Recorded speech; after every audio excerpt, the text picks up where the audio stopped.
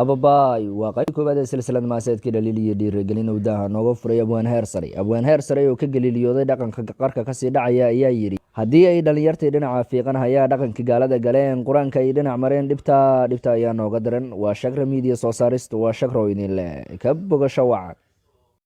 dha'baa loox lagu dhigaa dhaguxu meel dhowow ku dhici dhawaqa meel dheer tage dheeldheel maahee murtida waxbaa laga dheefayaa dhegaha intaad furtaan maadiga dhuuxdaan murtida. dha'dii kale waxaan lahay soomaali waa dhega la-aan haddii ay dhawaq maqle abwaaniin dhowraha ku dhoobay hadallo badan anna aan dhawaq dhahoon dhaliilaha kala dhigdhige inta aanan dhiman dhabdhaha.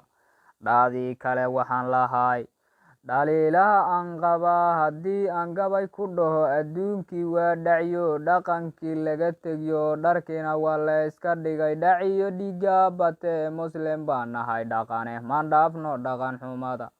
dha'dii kale waxaan lahay hablii dhabanada cadday dharkooda khafiif ka dhige ka guure dhaqankii hore dhar dhigashada dhaqan xumada waxaa sii dheer intaa inay dhabaqsiga barteen.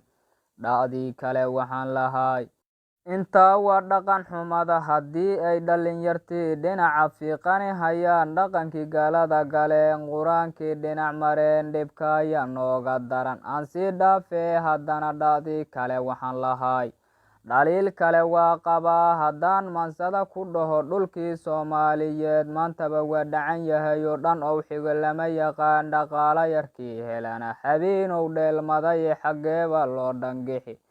dha'dii kale waxaan lahay dhallin iyo oday dhiciyo dhadigood iyo labood haddaynan dhabar ka godan dhulkeenna anaan ku dhegin u hurin dhiig iyo dhaqaal ka dhicin gaalada dhacee dharbaaxo anaan u ridin u dhiman oonaan u dhixin sow dhaliishan qabay ma aha.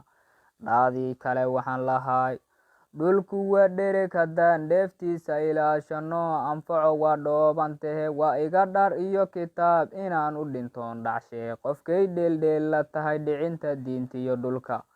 dha'dii kale waxaan lahay dhammaantood waxaan tirshayna dhaqanka ugu darano hiddihii waa kaa dhumaye dadkii laha miyay dhinteen.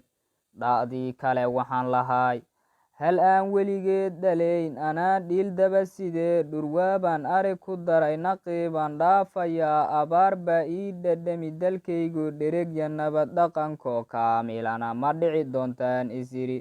dha'dii kale waxaan lahay abwaanadii dhaqankiyow jawaabo dhammaystirmiyo xal dhaqankoo loo heliyo dhambaalaan idinka sugi.